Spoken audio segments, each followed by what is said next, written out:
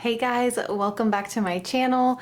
So I have a very sweet, sleepy little surprise right here. If you guys are not subscribed to our vlog channel, then you probably have not seen the news. We've been sharing everything over there for the last week, but we had a surprise sort of stork drop last minute match. This was now, he's 11 days old now. So I'm just going to share with you guys the story of kind of just quickly what happened. If you want to see like the actual videos, because we did vlogs and shared kind of the whole journey.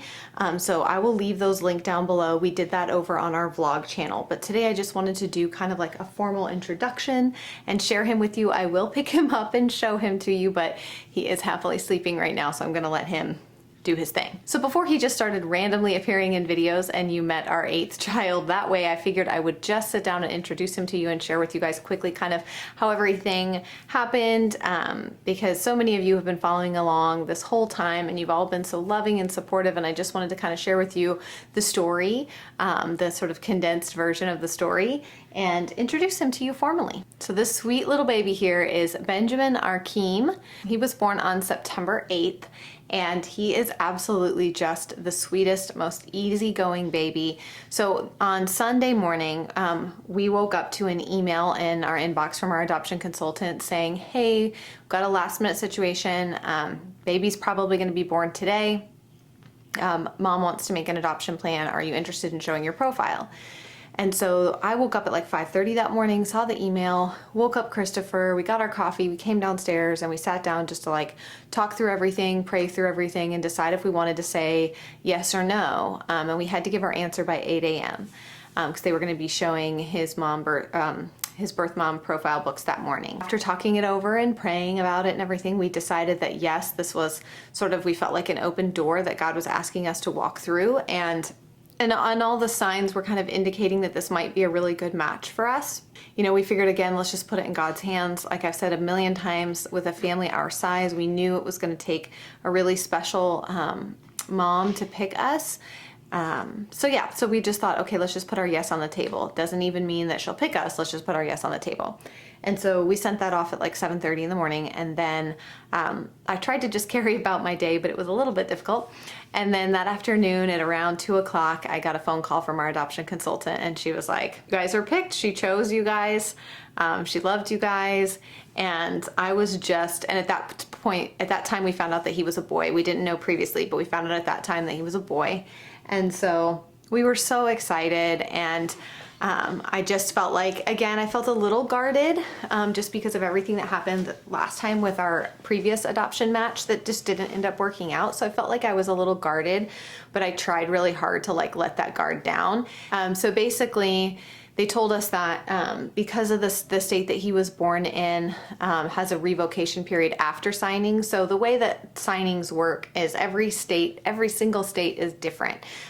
Some states, you know, expecting moms or birth moms can sign after 24 hours, 48 hours, 72 hours, and when they sign, it's irrevocable. In his state, she could sign after 24 hours, but she had 4 days to revoke. So that's a little different. So we ended up finding out the next morning that she did sign, but she still had 4 days where she could revoke. And so initially they told us that they thought, you know, let's just put him in cradle care, and you guys can come down after the 4-day period is up, and that way, you know, you don't have to risk the heartbreak of coming down here and then having her change her mind, and then, you know, you have to give the baby back. And that's always been like my worst nightmare. Just to be honest, one of my prayers throughout all of our adoption processes has been that the Lord would not let me hold a baby and then have that baby be returned. I always prayed that if we were matched, that if the expecting mom felt like adoption wasn't right, that she would hopefully come to that decision before the baby was born. That's just always been my selfish prayer. So I hung up and I was like, yeah, that makes sense. And about 10 minutes after hanging up, I was like, of course that makes sense, but my heart is telling me that's not the right thing to do. And I was kind of like, oh geez, here we go. But I just, knowing everything that I know about trauma and how it affects the brain, and I've talked about this many times, but people often assume that if you adopt a baby as an infant, that they won't experience the same kind of trauma. And it's simply not true. The way that trauma affects the brain, even for an infant, can absolutely have a lasting effect for them. And so what we knew was that, you know, if he left his mother's womb and then went into the newborn nursery and was cared for there by someone else, and then went to cradle care and was cared for by someone else, and then to us, it felt like a lot of broken attachments for him in the first week of life. And so we just felt like, you know, if we can sort of put ourselves at risk and be the ones to go down there, the only people who are going to lose in that scenario would be us. And so we felt like, you know what?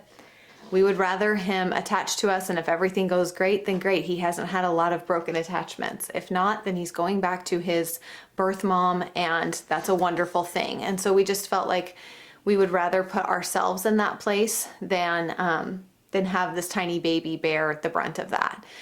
So we called back the agency and said, listen, I know that you guys recommend this, but if we promise you, we know wholeheartedly what we're getting into. And if she chooses to, you know, change her mind and revoke, we will bring him back. And, you know, we understand basically what we're putting ourselves into. And they were like, okay, if you guys understand and know the risks, then that's fine. Go ahead and come on down.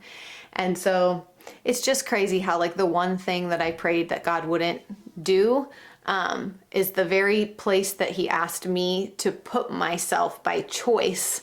And obviously it worked out in the end for us, but it could have not. And I went down there knowing that. And I don't know, it's just crazy how I feel like sometimes God stretches us and asks us to do things that we are terrified of, but we know he's asking us to do it. So anyways, I'm not going to cry in this video.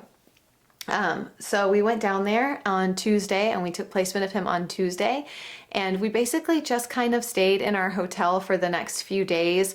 We did not tell our children what was going on. We told them we had a business trip. We didn't want them to get their hopes up and then have their little hearts broken. It's hard for kids. They don't understand as much as you try to explain it. It's hard for them. So we decided, let's just not tell them, and then if it doesn't work out, then they're none the wiser. And if it does, we'll have this epic surprise of like, here's your baby brother. So that's just what we decided to do. So we spent those few days just kind of laying around in our hotel room, eating a ton of food, way too much food.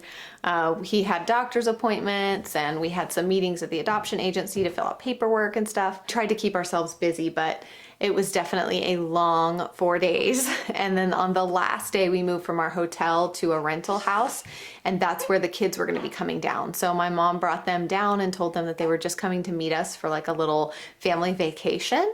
And so that Friday arrived, 5 o'clock, got the call from our adoption agency saying, you know, congratulations, he's yours, the revocation period is up. And man, it was, whew, you guys can go back and watch the videos if you want to see all of that. So my mom ended up getting to the house like 20 minutes before 5 o'clock, and I just could not, I couldn't stomach the idea of even sharing him with them 1 minute before I knew for sure. And so I left with him, I put him in the car, and my mom got there with the kids, and CR told them that I had gone to the grocery store to get some stuff for dinner. So then when I came home, they were all just sitting on the couch waiting, and I opened the door and walked in with the baby, and they just like lost it. They were so excited. It was such a good surprise for them.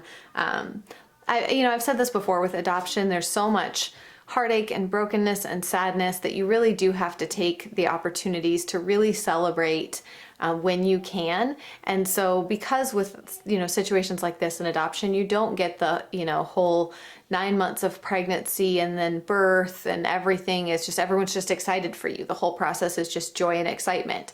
While there is joy and excitement, there's also a lot of loss and heartache involved in it. And in order for us to gain a child, another woman is losing her child. And so I just felt like, let's take this opportunity after this really heavy week to just have something really exciting and fun happen, and it was exactly what we all needed. So then we spent the next few days just waiting for our clearances. So once you, when you adopt in between 2 different states, you have to get clearances from both states to kind of move the baby across state lines, basically. So we had to wait for that. And so we just soaked up some time together as a family. We were at kind of like this beach getaway type house. It was really beautiful, really nice. And we just took that opportunity. We laid around, we watched a lot of TV, we ate a lot of ice cream. We ordered like takeout seafood like every night. We had a ton of shrimp and really good food. It's kind of laid around like slugs, and snuggled a baby, and it was just, I hadn't seen the kids all week, so it was really nice. The twins were so excited, and we could just sit on the couch and snuggle with everybody, and it was just a nice kind of quiet family week. We didn't really vlog much at all there, or take a lot of video. Sorry, there is a fly. We just soaked that time up together. And so then on Tuesday we came home, and now here we are. So this little guy is doing so well. He's such a sweet baby. He's such an easy baby. The only time he gets really fussy is if he has a lot of gas. He doesn't like to have, oh my gosh, stop it. He doesn't like to have a poopy diaper. And he doesn't like to be hungry. I feel like these are things I can understand. And so he's just, he just doesn't fuss for the sake of fussing.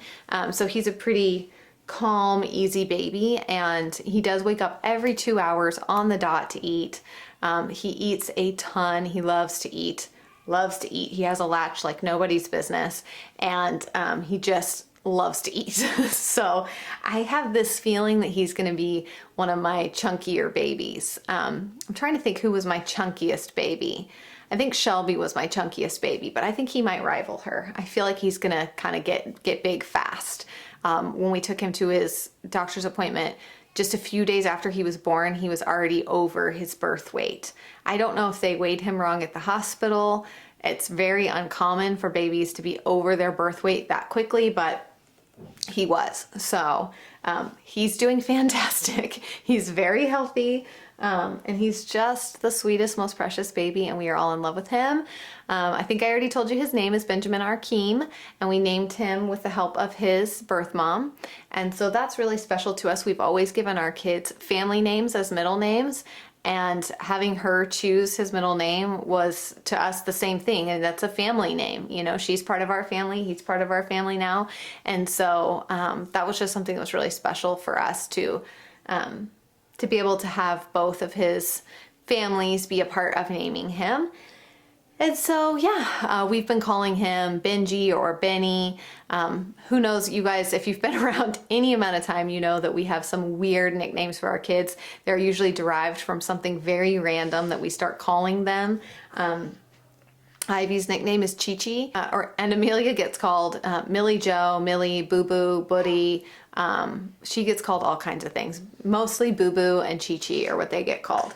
And that's Amelia and Ivy. So I don't know what Benjamin is going to be. But like I said, the boys started calling him Benji, and we've also been calling him Benny. So we shall see what he ends up sticking with for a name. I also just want to say a huge thank you to you guys.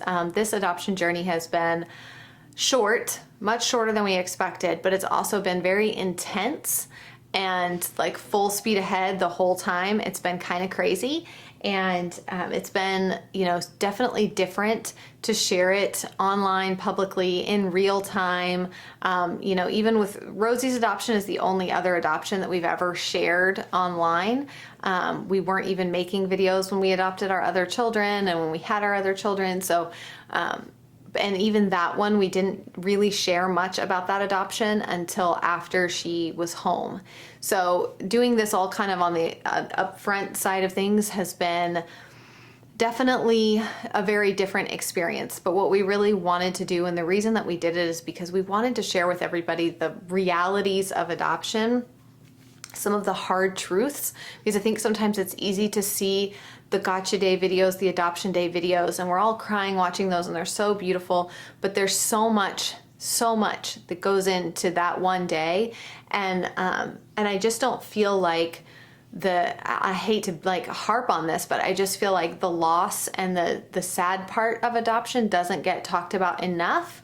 And so it makes it almost like people forget that there's a loss involved, and we only see and get excited about, the new baby, but we're often forgetting first families, birth families, things like that. So it's definitely a fine line, because you guys know, if you've watched our channels for any amount of time, for privacy reasons for our children and for their birth families, we don't share anything about their birth families specifically. We don't share anything about their specific stories.